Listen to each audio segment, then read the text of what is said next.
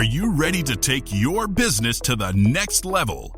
Every day there are countless books and articles that are published offering the key on how to make your business a success. It's easy to feel overwhelmed trying to keep up and run your business. That's why Deb Creer created the Business Power Hour. Keep up on the latest trends, best practices, and techniques for how to make your business a success. Let the Business Power Hour do the heavy work for you. Good morning, good morning. I am Deb Creer, and I am passionate about giving professionals the tools that they need to make themselves and their businesses as successful as possible. And I am so excited to be talking with my guest today. And I know I say that virtually every time, but we're going to be talking about AI and how to use it and how to use it in a way that doesn't sound like you're using AI, and more importantly, how to use it in a way that actually works. And so please join me in welcoming Jon Benson to our program today. Welcome, Jon. How are you? I'm great, Deb. How are you? Oh, I'm hunky-dory. So let me tell people a little bit about you, and then we'll jump in. All right. So Jon Benson is a copywriter, entrepreneur, and AI pioneer whose work has quietly shaped how the world buys things online. Best known as the inventor of the video sales letter, the format that became the backbone of modern digital marketing, he has spent decades writing words that move people to act, not through manipulation, but through what he calls persuasion that feels good on both sides. In 2010, Jon turned his attention to copywriting software, becoming one of the earliest pioneers at the intersection of AI and sales copy. That work eventually evolved into Benson, a platform trained exclusively on high-converting marketing campaigns and built for small business owners who sell good things to good people. Benson reflects Jon's core belief that the human element of business, community, coaching, and genuine connection separates sustainable success from a flash in the pan. Now, I know how good this is because when your testimonials are going across on the bottom of your website, there were people I knew. I was like, hey! Yeah, quite a few. Yeah. So, I always like to ask my guests, how is it that you got to where you are today? How I got to where I am today was literally a decision I made driving to the only job I ever had after college, Okay. other than music. I was a professional musician and worked my way through college and played afterwards. But other than that, I was working my only corporate job and listening to Tony Robbins. And this will date me, but I was listening to a cassette. And I remember I was a philosophy major, and I remember Tony quoting Henry David Thoreau, "The massive men lead lives of quiet desperation." And for whatever reason, I'd read that before many times in Walden, but it never struck me like it did. And that day I walked in and quit and said, I'm just quitting. I love you guys. And everybody's going, "Well, what are you going to do?" I said, "I have no idea. I've got 2 weeks to figure it out. I have no idea." And I was going around asking people, what should I do for a living? And I'm like 24 or 25 at the time.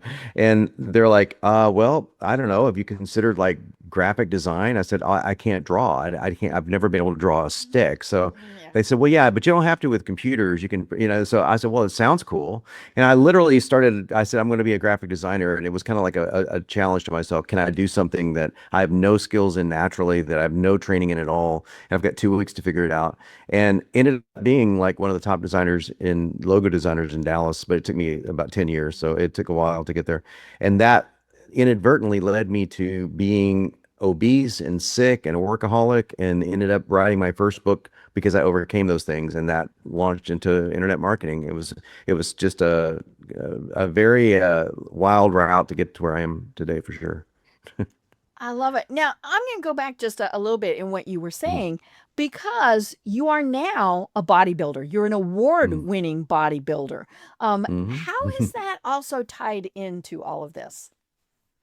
Well, I was doing that in high school, but very poorly. I was doing it in college, even worse. I was an athlete all throughout both, and so I kind of came from an athletic background. But that's always been a passion of mine. Just the whole idea of being able to like sculpt yourself and also manage the way that not only not it's not just a visual thing, but how you feel and how healthy or in my case it was how radically unhealthy I was in my late 20s and early 30s. So that became the tool that I was using for, and still is to this very day, for most of what I do to maintain the energy at a high level and also really challenge yourself. Like it was a crazy challenge to compete, on a stage. It's even wilder when you're over 40. It's harder to do that. So, and when you're not taking I'll shall say we're not taking a lot of the supplementation that my competitors may be taking. Not trying to bash them, but that's, I can't do that for health reasons. Yeah, And you can't do that and still stay healthy at yeah, I a can't do more advanced age, shall we say? Yeah, over 40. Well, there are guys that do, and for sure that are over 40 or over 50, but I can't do that same thing. But to do it is such an incredible challenge, and that's why I do it. I've done it every year since for a while now. So Right. And it's funny, I was looking at your LinkedIn profile. I'm going to mhm. digress. And your profile picture is you with your bodybuilding medals. And my first thought Is was, it? well, that's not very professional, right? And then, of course, I realized it was exactly what it needed to be. Yeah, And that's one thing that I tell people with their LinkedIn that's funny. profiles is it has to match what you're doing. That's too funny. And that is I've very much never a been core to part of it. LinkedIn. I've never been there. I don't think so. I do. Somebody set that up for me. That's Yeah. pretty funny. It certainly wouldn't be me in a suit. That's for sure. Because I never wear them. But I was surprised. I'm surprised that that's there. So I'll have to check that Right. out. That's pretty Right. funny. Yeah, and it really needs to be authentic. I was working with someone on his LinkedIn profile, and normally every day he wore a polo shirt, right, that was Mhm, branded with mhm, he installed security systems. Made perfect sense. mhm, His picture on his LinkedIn profile, I looked at it and went, "Oh, how sweet." But I told him, I said, "You need to get a different picture." And he went, "Why?" I said, mhm, "Because I know it means a lot to you, but that's mhm. your wedding picture." And he Oh, said, "Well, yeah, yeah. it is, but how'd you know that?" And I said, "Because you don't wear white silk ties all the time." You know? But all Yeah. of this, I'm going to bring us back around, Mhm. is we have to be authentic. Yeah. And I think Yeah. that's Totally. the thing that we lose in AI. Now, I use Mhm, AI a lot. I use it as a mhm, draft. Sometimes I'm like, "Oh, cut paste. I like that." But, mhm. for the most part, it is a draft of something, or I'll go Right. back and forth with things. But, we can look at anything. And now it even evolves into images and things like that. But if we get an email, if we see a Facebook post, we read somebody's blog, we're Mhm. like, "Oh, AI wrote that." Right. And Right. and Yeah. it likes M dashes. That's especially, I use Chat GPT. They love M dashes. They They do. love the big flowery words. Instead of Yeah. saying we were Yeah. happy with it, was we were totally ecstatic. I'm like, Right. Yeah. so Yeah. Very much so. why is it that we immediately, in many cases, read? It doesn't matter what it says; it turns us off. Yeah. Why is that? So those are really great questions and points. So first of all, if I can, this is something I think, again, maybe dating me a little bit, but when I was doing the design work back when I said I would start with the graphic designer, graphic designers need to know how to typeset. Mhm. And so for years we would get these big jobs where we were doing annual reports and very high-end typesetting stuff. Mhm. And if you did not use an M dash, it was rejected. So Right. AI has ruined that. Now whenever you see an M dash, you immediately think it's too funny. And so, but the flowery language and the over explanation and the it's not this, it's that. I mean, yeah, our job in Benson has been from day one. How do we spot the things that it does? And we got so focused on how do we even if it means rewriting it from scratch, which is what we do. So when your finished piece comes out, it's been rewritten 2 or 3 times. It's gone through our filters because we figured out that it doesn't do well when you tell it not to do something the first time. It does better when you correct it the second time. And so that's part of what people pick up on. They pick up on patterns. So AI is pattern recognition. That's all it is. And it's just incredibly fast. It's token recognition based on just a few characters, right? And so our brains do the same thing, but I think many people don't know that that's what your brain is doing. It's a pattern recognition machine. So we're picking up patterns subconsciously in this way, and we're listening either through music, where we're hearing AI music, or through writing. We're saying, and there's something is just not quite clicking with our mammalian brains. That's just not quite sinking in. And yeah, there's something that's not talking to the amygdala. There's not something that's not speaking to the subconscious, whatever it may be. And so our quest has been like, not only how do we get AI to do that, but more importantly, how do we have our customers go through it and actually have the copy reflect their values, like laced in a way that when people read it, it sounds like, wow, really that's the one I actually want to get to have a beer with, or get to know, or do business with, or whatever they might be wanting to think. So that's been a focus of ours for the last year, especially. And I think that's what it is. I think it's subconscious, it's pattern recognition, and the patterns don't quite align most of the time with our human patterns. Right. And I don't know why this just popped into my brain, because I've Mhm. been married for 33 years, but it's Mhm. kind of like the Congratulations. old dating scene, right? Mhm. Where, somebody you meet in the bar and it's, "Hey, Mhm. baby, how are you? You're the most gorgeous thing here." And you're Yeah, like, "No, I'm not. I just been working out," or whatever. I mean, we you're spot right. that Yeah. fake immediately. And I don't know, maybe it's a protection thing, the whole flight, fight, Hmm. all of those things, because we're like, no, I'm not the most gorgeous thing here. And, but it's that pickup line. Yeah. So as most of you, anyone's using AI knows that it loves to like kiss up to you when you answer questions. Oh, Oh, it's a yeah. really good It tells idea. us we're the greatest thing in the Yeah, world. That's the most yeah, right. magnificent thing ever written. Yeah, get a little dopamine hit, that kind of thing. So there's that. There's oh, you're the most beautiful woman in the room kind of thing. But there's also this feeling of that you feel that when you're writing even like a simple article, or especially like an email that's a promotional email, that there's just something, and I can spot it a mile away because it's what we do. But there's something off in the cadence. So the cadence is something that hardly anyone in the AI world talks about. It's like, what is the cadence? Mhm. So we figured out cadence like years ago, and we were like, okay, how do we break the sentences up to where they're different? Their structures are different. The pacing is different. The words are spelled that we're using different spelling, short words followed by medium words followed by really short words, and breaking the cadence up to where more like a human would talk. Right. That's And where those M that's dashes are important. overused, right? Because we wouldn't Yeah. say that entire sentence without being able to take a breath.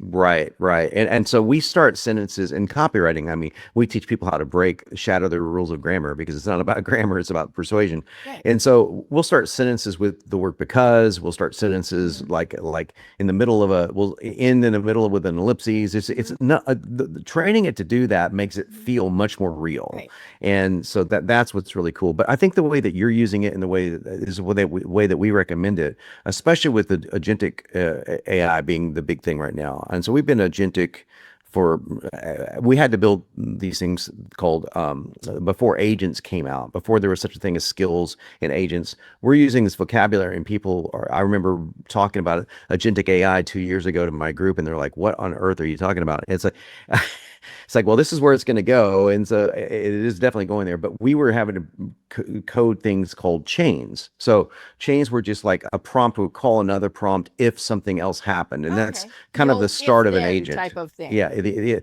if then, but it's very sophisticated, like if thens, right? And so we'd end up running these chains that would go really deep to get this copy that comes out for people. And it would take, a minute and a half to generate sometimes the copy. It still does, but it reads like more like a human being wrote it. And so that's what it takes to get it there. And AI natively doesn't want to go there. You have to kind of finagle it to go there. And now you've got some people that have the skills, and they've got certain things in, like if you use Claude, you can use skills, or custom GPT to kind of finagle it. and it will still, make mistakes. It'll still throw in M dashes occasionally. It'll still start, it'll still do it's not just this, it's that, it's like, and then you just have to just keep reminding it it's like a petulant teenager. So Right. you have to Mhm. treat it that way sometimes. Mhm. And I was just thinking as you were saying that probably what we need to do is, and I don't care if it's, a long piece or a couple sentences of something you're going to put on social, read it out Mhm. loud, right? Yeah. Yeah. It's funny. I have a friend who is one of the things he does is he writes blog posts. He uses Mhm. AI, but he reads it out. He actually has the computer read it out loud. Um, Yeah. and even at that, he can pick up on, oh no, that sentence is too long, or that word really. Mhm. Um, Mhm. and years ago, I worked for big corporate America and in the communications department, Yeah. and we did a weekly newsletter for the employees, and it went out email. Wasn't quite the dark ages. We sent it out by Mhm. email, Yeah. Right. and but when it was something really important, we had several people that we would ask read it out loud, because we can't, Mhm. we still are going to see what we want it to be. Mhm. And so, yeah, when we were doing things that were really, really important, we would have somebody who had no knowledge of it read it Mhm. out loud. Because I think when we're reading things, our brain is kind of doing it out loud. We might not be saying it, but, Yes. and so I love it. I'm going to start doing that because I think that's really important. It's one of in my editing course for copywriting, which I still believe people need to learn copywriting, because it Oh, doesn't, yes. if you don't know what you're looking at, then you go, oh, it looks good, but you still need to know, because the Right. AI is not going to know. Mhm. Our app is a little different in the sense that it's Mhm. trained on nothing but high level copy. So Mhm. what comes out is usually really, really good, but Right. it's still, you need to know what you're looking at to understand it. And so one of the things I teach in all my courses is to read your copy aloud. Like before you do anything, especially sales letters, you just Mhm. read it out loud. The moment you stumble over anything, rewrite that sentence is wrong. It doesn't matter what your brain tells you. If you're stumbling over it, it's not right. So that's such a great technique. And there's another one I'll share with you that's Mhm. really cool. And I again, it's taught in these courses, because I stumbled on this one years ago. I would write on my desktop, the computer I'm talking to you now on, Mhm. and then I would just I would write a letter for somebody. And this is back before AI, obviously. So I'm writing manually and write the letter. And I'd say, okay, I don't know if it's good or not. I'm just going to let it rest, and I'm going to go check it. And I would check it later that night, but I would check it on my laptop, like in bed. Okay. Because it's going to And line it up different. And it's different. Mhm. And then I thought, I wonder if what would happen if I checked it on my mobile phone, on Google Docs on my mobile phone. Mhm. And now the last edit I do on every sales letter, and this includes AI, but I still edit AI letters, Right. because it's Mhm. like, We should. Mhm. we should. I mean, you can put in these little touches that will Mhm. absolutely make it indistinguishable from human. And it's done in 90% less time now, of course, because it's so fast. But I'll do my final edits on an iPhone. And it's like, well, yeah, Yeah. but you If think it's about it, on a like 3-inch 60% of people read screen, it. what's it going to look like? Exactly. Mhm. If it doesn't flow on a 3-inch screen, it's definitely not going to flow. It's not going to flow, because that's where most people read their stuff, Right. including long sales letters, believe it or Mhm. not. Mhm. Right. So, Well, and that's where, if say you've got a paragraph that's way too long, that's probably going to be one of the things that you're like, oh, we got to break this up. Because we are, exactly. of course, the people, we like scrolling, we like fast, and if I see, okay, it's an entire paragraph on my phone, that's way too long. Yeah. And it's, Yeah. I noticed that especially on like Facebook, right? Mhm. People, and they're opining. Usually it's a political thing, right? Right, And right. and it's paragraph after paragraph after paragraph after paragraph. I don't even read the first paragraph. It could be the most important s- thing in the world, but because of how they set it up, I went, oh no. And Right, and our right. brain still looks for bullet points, looks for short, all of those things. Yep. Yeah, it's like when we were, I still may go back to this format. And I'll tell you what's really cool about AI. This is a great example of this right here.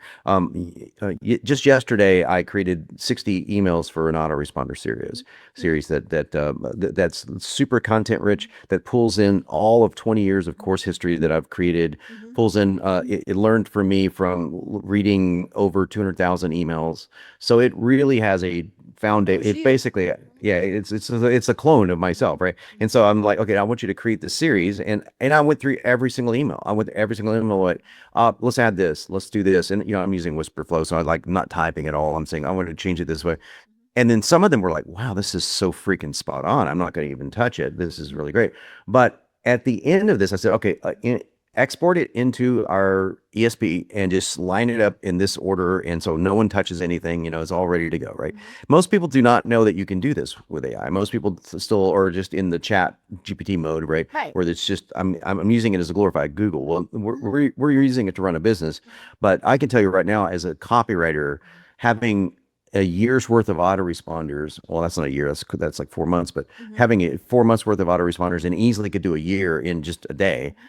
That's not a small thing to your revenue. That is a multi-million-dollar asset to your revenue that a lot of people, including myself, would get lazy with and then wouldn't do, because the AI can. This is the thing that you can't do as a person. It can go out and say, I will find all the hottest topics and subject lines and threads and stuff on X and blend this in with what you're talking about and make it contrarian, make it this, make it that. So that's where the power of this is. And also, I'll say this, another really cool thing is, like, once we tie into our MCP server for Benson, so it writes like we've trained it to write, which is helpful. and but however, if we get to the end of something and I say, oh, you know what? I just learned this new thing about this PS technique that I teach a PS technique. And let's say that I learned it and I wanted to try. It's like, I want to add a PS to every single email that I have in my thing, but I want to use this one technique. Well, now you can do it in 5 seconds, right? Before, it would take you, what, 5 hours to go through, open each email, copy, right? So you don't have to do any of that anymore. So what I'm saying is, like, when we talk about using AI, I'm talking about using AI to do two things. One is automate your writing, but as a partner. So you're writing it in a partnership. But the other is to clone yourself, is to create the clone of you that is that's never tired, that can work 24/7, that doesn't forget. Right. These are crucial things. Especially if you've got it as, say, the Q&A on your website or whatever, where people could be accessing it at any point in time, and you want it to not sound like it's fake. I love going to websites that have that and trying to perplex it.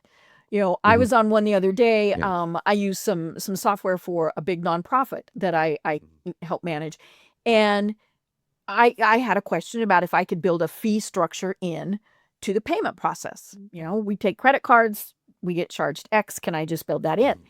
Now, I thought my question was really pretty simple, and it came back with, please rephrase.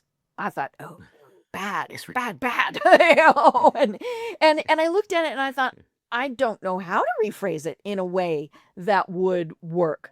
And so that was kind of the funny thing was, I had phrased it in the way I thought was easiest, and it didn't know what to say. And I also thought, this is a pretty basic question. They somehow should have had that in there. Yeah, a lot of the bots on sites are using really antiquated technology. And by the way, in our world now is 6 months old, as opposed to 6 years old. It's moving so fast. It's very challenging for people to keep up. But yeah, I'm okay if the bot tells me this is an AI. Okay. Because then I actually know, ask my question a little bit different. But then what I really like is if I'm still going, ugh, if it says, do you wish to speak to a person? Right. But 99% of the time, that's just a totally made up number. But, it has figured out, that 99% of the time I can get my questions answered automatically. So I'm only having to talk to a person 1% of the time. Like I said, I made those numbers up, but that's, that would be a good thing to aim for. Yep. Yeah. So if you think of, like, if you're running a business and you want to use AI to do it, you're not going to do it using ChatGPT on the desktop. That's not going to be that's not how that's going to help you in tasks. It's going to help you. It is, by the way, this is kind of funny because about 2 years, a year and a half ago, right when Grok started getting real popular, I started telling everyone, "You guys, use Grok to replace Google." And I distinctly remember that this was coming across to my AI. We have an AI mastermind that meets every Thursday, and they were like, "You use Grok to do what?" And I said, "Yeah, I never use Google anymore. Why would you ever use Google? Why you just use Grok?" And it's specifically Grok because Grok's real time. Grok is checking, like recent updates. Where ChatGPT would say, "Oh, I'm updated as of 7 months ago," or whatever it is, right? So, Mhm. but that's all. It's all completely changing right underneath our Right. feet, Yeah. and it's Google now has super fast. Gemini, which is, Right? Google is Gemini. yeah. Yeah. I put a query into it yesterday. I was trying to find an obituary for Mhm. someone. And it was one of these where somebody sends me a text, "Hey, so and so died. Can you find the information?" That's all they sent, right? I'm like, Mm. "What state?" I mean, and so I put it into Yeah. Gemini and I said, "Okay, here's the name, here's the approximate age. I think they were in Colorado. Here's, the spouse's name, all those various things." And he couldn't find it. I mean, it was not enough information. Well, then I got a maiden name, so that was going to make it, and it was more uncommon maiden name. And so late last night, this was, probably 10, 11 o'clock last night, I was Mhm. was doing this and it said, "Still not finding anything. Do you want me to keep checking every day?" And I thought, Mhm. and so I told it, "Sure." And I haven't gone back to look today, but it'll be Yeah. interesting to see if it really did do something. I mean, I didn't close Mhm. that window because I figured, okay, it Mhm. kind of needs that to keep going. But yeah, Mhm. I mean, that was the thing was, can it really keep checking on it? Because I said, can you check mortuaries? Can you check? And it said, oh yeah, we can Mhm. check anything that's online. Right. Right. And so it'll be interesting to see if, when I log back in, oh, hey, we found the obituary. It was just published. Um, Yeah. Yeah, yeah. I mean, these are the from the small things that you're talking about as far as it's small but super important mhm, because obviously it's the given the nature of it mhm. to things that are um less important but shall we say would take more time if you were to do them on it's like Yeah, where am I going yeah. on vacation? What's a good place to Yeah, right? right, right. Mhm, It's a different world, especially if you're dealing with things where you're jumping from ChatGPT to say Claude Code or something where it's a more of a desktop driven right. application that ties in with all of you and your files and things of that nature. And I Mhm, think people are, and this is something probably is a good conversation to have mhm. is the conversation of privacy and Right. how private are we in a world where this is going on Oh, and yeah. you Mhm. know Yeah. I yeah. mean, we have a bird feeder that has a camera, right? Coolest thing in the world. And, I get a text message, "What's the brand?" So I told him. I go to Facebook and now I'm getting ad after ad after Oh ad yeah, for not right. only that company, but Right. other companies that do this. Yeah. And it's like, okay, Yeah. this is annoying. But I also cheat and do that, right? I don't want to do my own research. So Right. I'll put it Right. in there so that I know it's going to research it for me.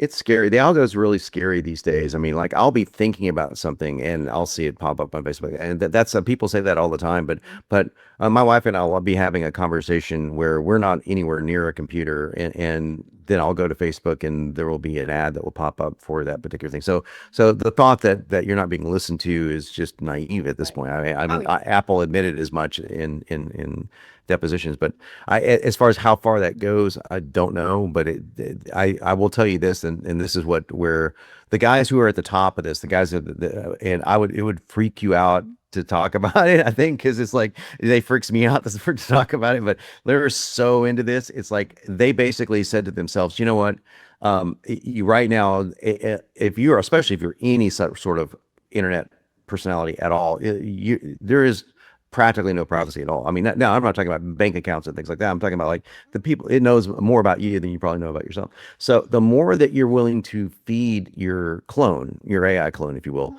and that you keep on your computer, it's secure, at least it's as secure as it can be. The more you're willing to do that, the better everything is going to get because it's going to know more about you.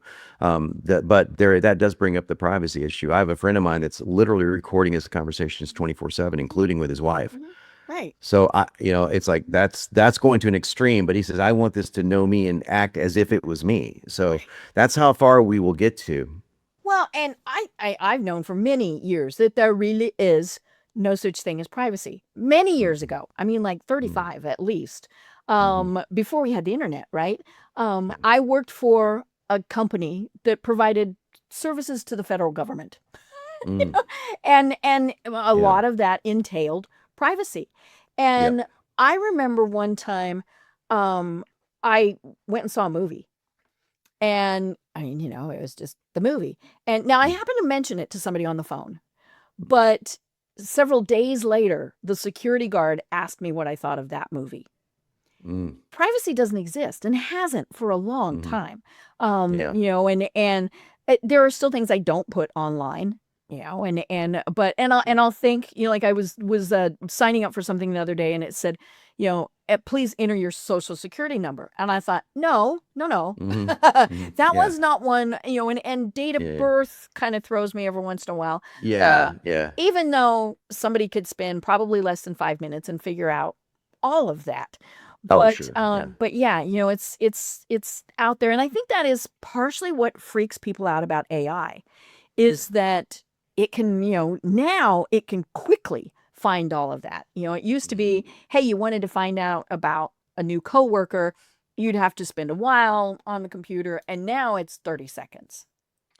Yeah, now it's in the hands of just about anyone that wants it, and then we're coming up on conversations about AGI and ASI and robotics and things of that nature. So I think the a year from now the cultural shift will be so massive that unless you are understanding this right now and using these tools right now, it is a left behind moment. And in fact, I just had this meeting with our team, our company team, and said,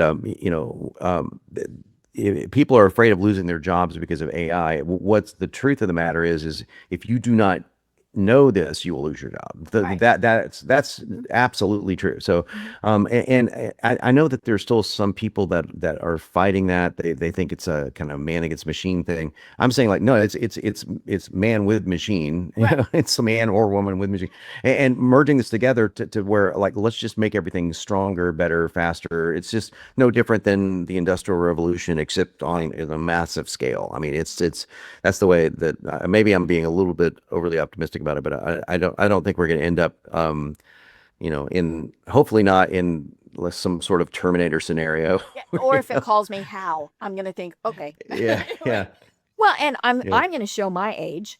I grew up using a typewriter.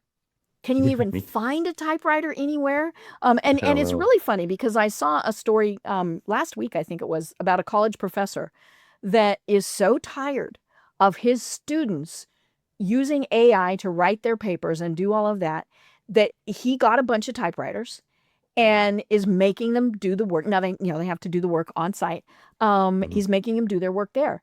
And what they discovered, and I just thought this was hilarious, their little fingers aren't strong enough to be able to do that. I thought, really? Oh, no way.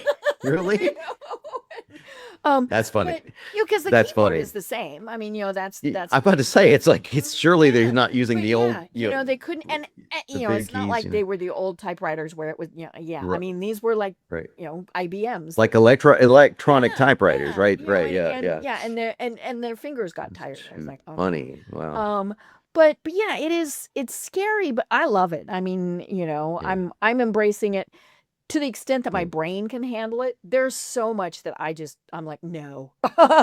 Oh, it's nutty. Yeah, Yeah. it's there's so much out there that's just not even. Yeah, I think there's legitimate reasons to be concerned. I got to speak. I can't divulge anything beyond the generalities of it, but a friend of mine happens to. He's a rocket scientist and he works for the government and he works for JPL, but so that's a government subsidy of NASA, and he was giving a talk on the future of technology and AI.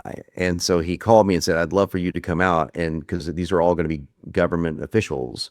And I'm like, "God, what do I have to offer that? I'm just a guy." He goes, well, I'm very fascinated by how you use AI in persuasion mode. Like this is before any sort of like dynamic ads came out with Meta. We're working on dynamic sales letters and we've been doing that for a while. But so before any of that stuff came out, this was we saw it kind of coming. And so I'm talking with these guys, and two of the people that were there, two of them were generals that were in charge of the AI divisions, one for war and the other one for intel. So it's like, and we're talking like the highest level guys you can think of. And so I said, look, I know you guys are so far beyond the GPT-4, which it just came out. It's not even funny, but I'm wondering what you would say to the things we're saying. And they were in agreement, and they were saying, like, this is an existential threat, and the existential threat is China.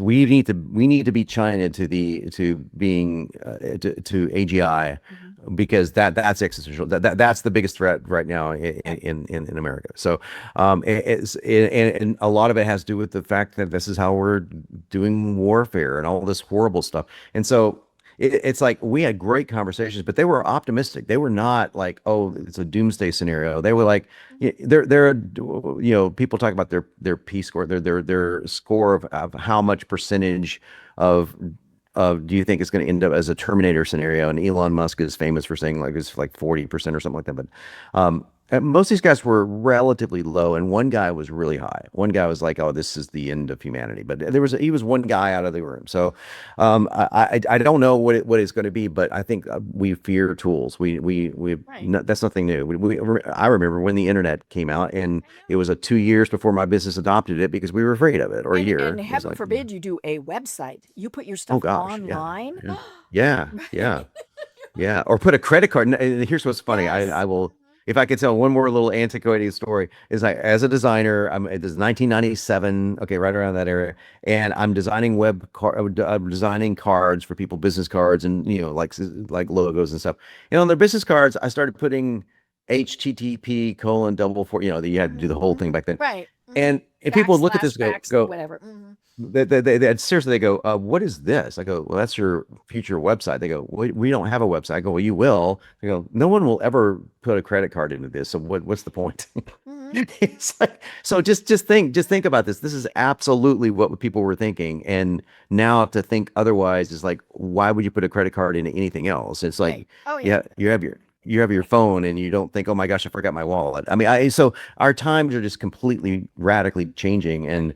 And this time next year, mark my words, you'll see Isaac the robot behind me, and Isaac will be doing my work. So it's like, and the thing about that is, then you can go do something more better. And that's what I tell people. It's not. It's going to free us up to do either personal or professional things that we've always wanted to do. Take an online, program, go play baseball with the kids, whatever it is. Yes. So because Isaac's going to be there going, not that Isaac will type, but, but yeah, it's just going to free us. Isaac won't have to type. right. Yeah. Isaac will think it, right? But what you do, and we've talked about this. I mean, you use it as a persuasion tool to convince people to buy something. And I love what I said in your bio about you, that persuasion, that you want it to be persuasion that feels good on both sides. Yes. Now, I'm an old marketing person, right? And so we were always told pain. You want to solve their pain. And I hate that. I always tell people, how can we make them happy? How can we bring them pleasure? And old time marketing people and new time marketing, but still, because you see it every place you go to. How can we solve your pain? Yeah. Well, why can't we make it positive? And I love that you talk about that you're wanting people to feel good, and not that, you just had your pocket picked. Oh yeah. So I'm very famous for a talk I gave 10 years ago from ClickBank, and at least from famous in this world of like, our brains are 75-25 pain pleasure. So we're roughly speaking. So we're just more motivated to avoid something that causes harm or get out of pain than we are to do something that give us pleasure. I don't like that psychology one single bit, but if I don't talk to it, then I'm missing out on the audience. Right. But there's a way to do that. That's and this is where ethical persuasion was born. It's like, I'm not trying to convince anyone of anything. I'm trying to compel them to see something that is aligned with their already existing core values. So if you have a core value, and I use weight loss as an example because I wrote for years in the fitness industry. So if somebody wants to lose weight and they've struggled with weight loss for years, We talk about this from like if from a pain and pleasure point of view. Mhm. But when you talk about it from a pain point of view, it's if I say something to the effect of, um, uh, imagine just for a moment that you're with your granddaughter and it's the first time she's walking, and you get down on your knees to get up and to go play with her, and you can't. Mhm. You can't because you're afraid that you won't be able to get back up. Right. Mhm. Is that a life that you see that you want to deliver? So okay, I'm just roughly painting a picture, right? That's something that anyone that's ever struggled with joint health or weight loss, being overweight, can probably relate to if they're over 50. So let's say that's the case. So that's not being dishonest or manipulative. That's being completely honest. And this is where the line that I think will sink home for folks is like, you never have to lie when you write good copy. And this is what we train Benson to do. You just have to be brave enough to tell the complete truth. And most people are not brave enough to tell the complete truth. I will, if I, when I'm writing letters, I will say, listen, I had to face facts that if I didn't solve this, that this was going to be my future. And not only that, but I had to look at the fact of what kind of influence am I having on kids? Right. Because they're watching me eat. Mhm. They're watching me do this thing. Do you think for a moment they're going to sit there? And so I'm not, that's not, that is complete truth, right? And so when you write with the complete truth, it comes across as this ultra authentic, but it is kind of scary. And then you turn around to the pleasure part of it is like, the fun stuff is awesome. That's it, but it's harder for people when they're in pain to realize that there's pleasure. Mhm. That's the thing. It's just the way the human brain is wired. So you have to talk to the pain and validate it first. I think validation of it is the most important part, but then you can Right. move from that to Yeah, what because the vision I can be. know, ooh, they get me. They understand that Exactly. that's where I'm Yeah. coming from. Yeah. And I'm I think what understood. we do Yeah. so much is the scare tactics, right? And I'm going to Mm. say weight loss is a good example of that. Oh yeah. It's Yeah, it is. Yeah. not, hey, just think you could be able to run and play with your kids, or, Mhm, wait, mhm. you're going to die. You're going Yeah, to yeah, die. yeah, you yeah, yeah, know? yeah, And, well, I'm yeah. sorry, but last time I checked, we're all going to die. Yeah, all gonna Um, die. That's it. but yeah, Yeah, so if it's okay, we get it. We know that if you yeah, got down on your hands and knees, you're not getting back up. yeah. You need to be able to do that so you can play with your granddaughter. Exactly. Yeah, And then you exactly. show that person, if it's a visual, playing with the granddaughter. But yeah, and so I like that. It's the combination of everything that shows we get it, and here is how we're going to make it better.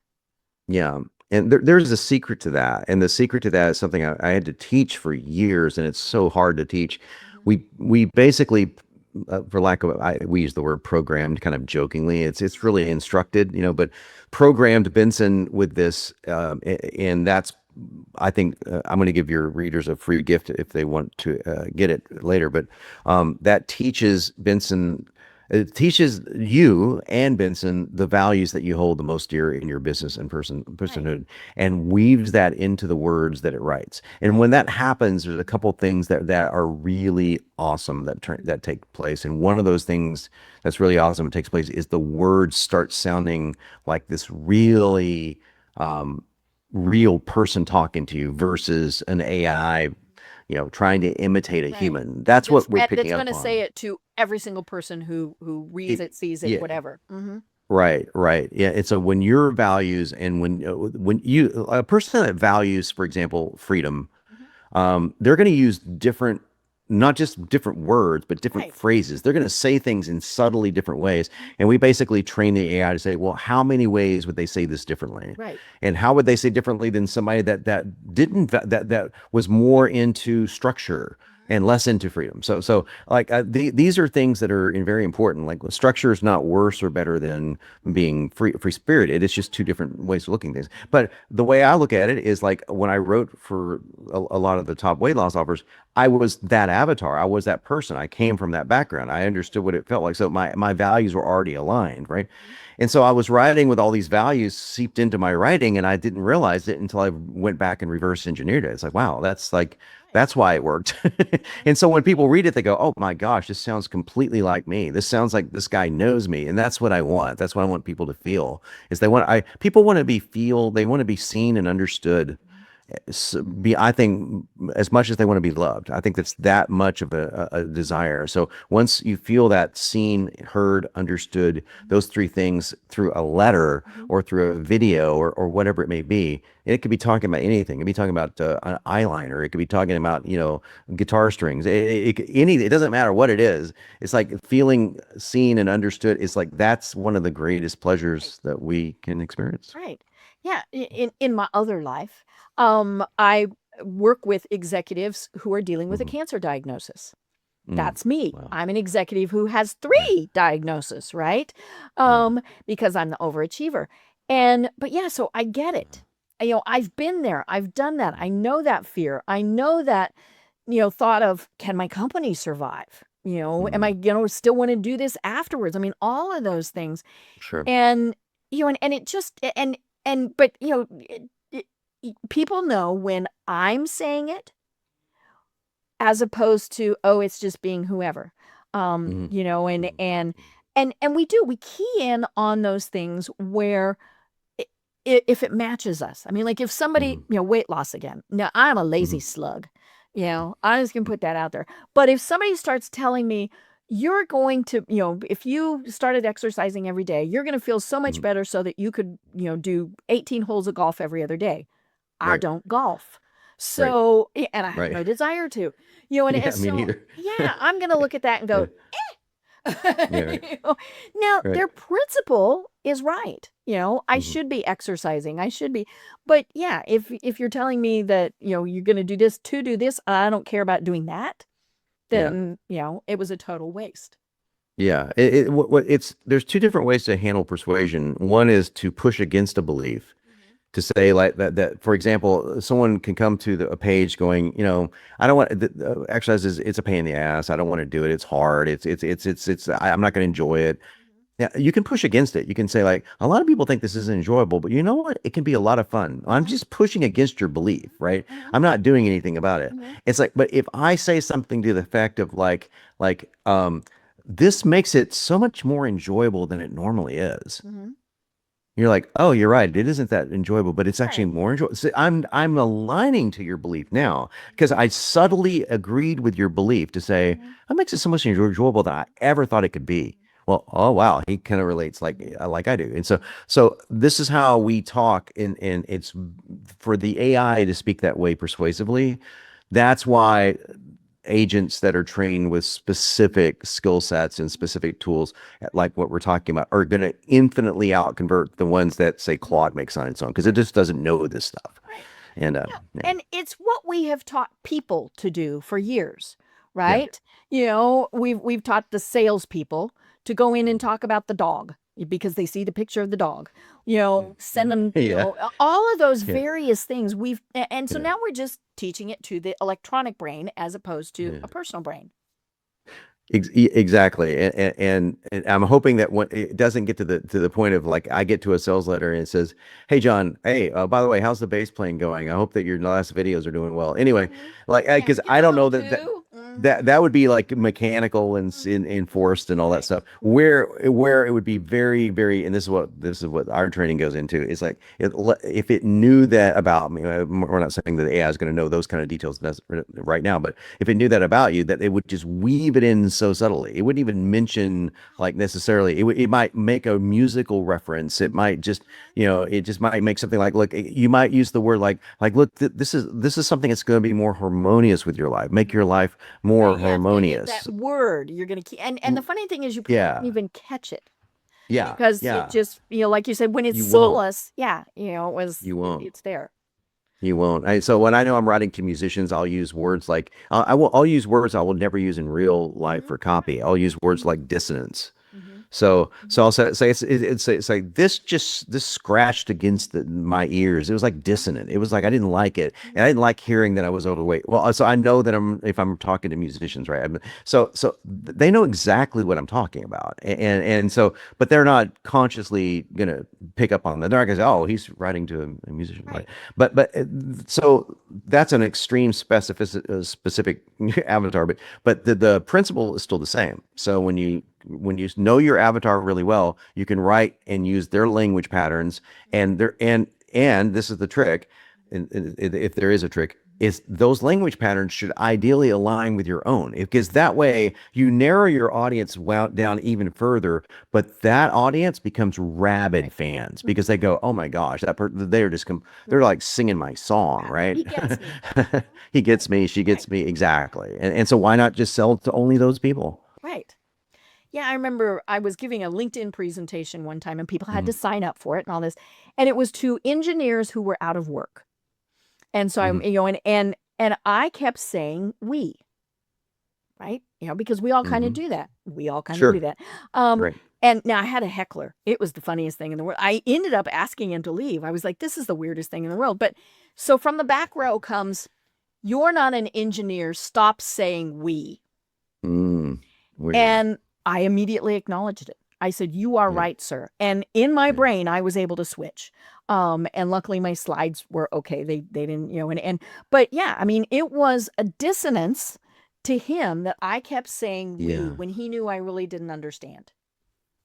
That's interesting. And it's like if you were like there's a persuasion tactic where we use the word we when we're talking about you'll say something like Mhm. I don't want to get into deep persuasion stuff, but if I'm saying like, scientists and doctors have studied this weight loss phenomenon for years, and we've discovered over the years that X, and I will subtly will say the word we, Mhm. and then the person hearing me will say, "Oh wow, he's just anchored himself to the authority of scientists and doctors." But I make sure that I'm very, very clear about this. Right. I'll even say in the next sentence, like, "Look, I'm not a scientist or a Right. doctor. I You just don't play one pretend to on be one TV. on, I don't even play one on TV, right?